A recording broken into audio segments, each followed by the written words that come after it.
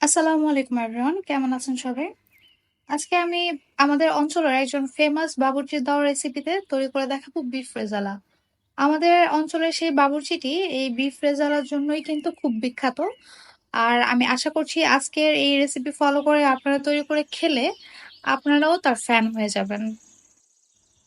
মেহমান আপ্যায়নের জন্য ঘরোয়া মশলায় খুবই সহজভাবে আপনারা এই রেসিপিটি তৈরি করে ফেলতে পারেন।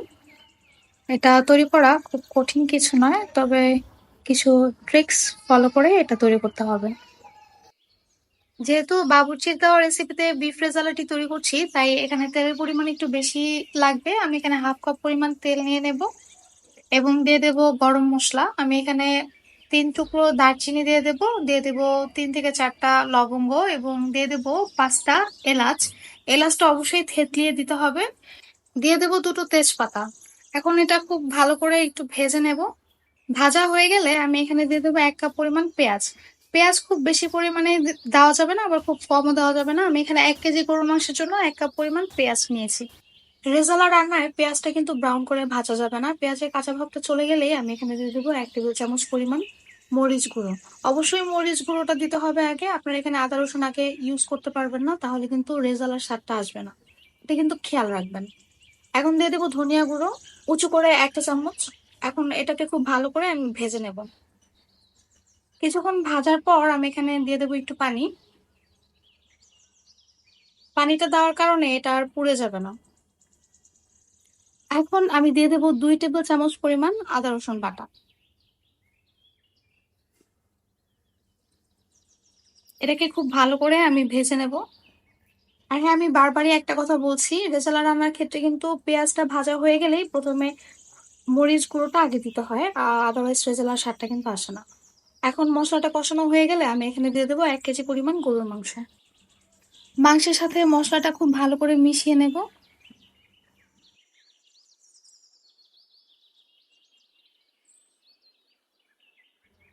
দিয়ে দেব পরিমাণ মতো লবণ। মশলা আর মাংস একসাথে ভালো করে মিশিয়ে আমি এটাকে ঢেকে দেব।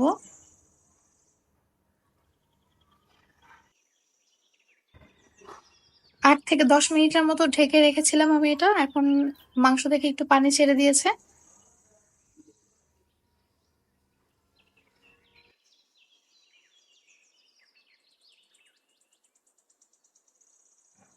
এ পর্যায়ে আমি দিয়ে দেব হাফ কাপের মতো টক দই।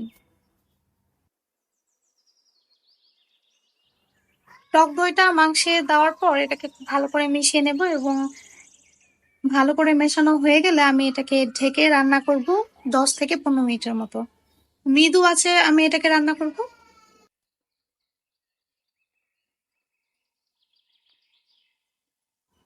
10 থেকে 15 মিনিট রান্না করার পর মাংস থেকে যথেষ্ট পরিমাণে পানি ছেড়ে দেবে। এই পানিতেই আমি এখন দিয়ে দেব টমেটো সস 2 টেবিল চামচ। দিয়ে দেব 1 চা চামচ সাদা মরিচ গুঁড়ো, সাদা গোলমরিচ গুঁড়ো এবং দিয়ে দেব 3 টেবিল চামচ কাঠবাদাম বাটা। বাদাম বাটাটা একটু বেশি পরিমাণেই ব্যবহার করতে হবে, কারণ এটা গ্রেভিটাকে একটু ঘন করবে। সবকিছু একসাথে ভালো করে মিশিয়ে নেব। এ পর্যায়ে আমি 2টো কালো এলাচ ব্যবহার করব। কালো এলাচ থেতলিয়ে এর দানা বের করে তারপরে দেবো। দিয়ে দেবো 7 থেকে 8টা আলু বোখরা এবং দিয়ে দেবো 1 মুঠ পরিমাণ কিশমিশ।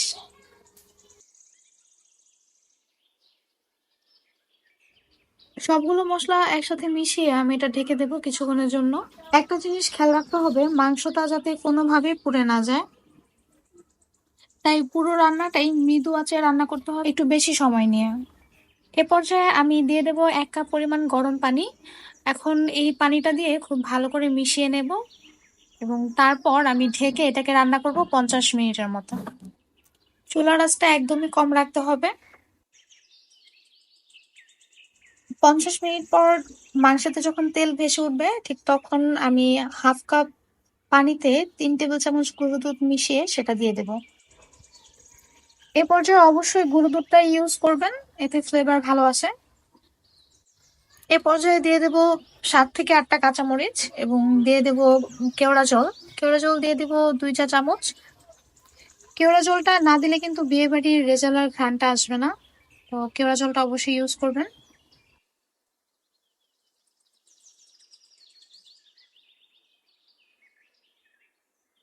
এ পর্যায়ে চুলার জালটা একেবারে কমিয়ে অপেক্ষা করব 5 মিনিটের মতো। 5 মিনিট পর আমি এখানে অ্যাড করব 2 চা চামচ ঘি, এবং ঘি দিয়ে এটা ভালো করে মিশিয়ে একটু ঢেকে রাখবো।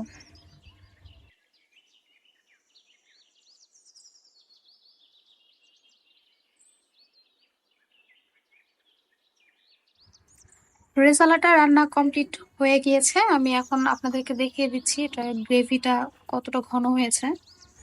প্রিয় দর্শক, দেখতেই পাচ্ছেন এটার গ্রেভিটা কতটা লোভনীয় হয়েছে। এটা একবার আপনারা বানিয়ে খেলে আপনারা এটার ফ্যান হয়ে যাবেন। আশা করছি আমার আজকের এই রেসিপিটি আপনাদের খুব ভালো লেগেছে।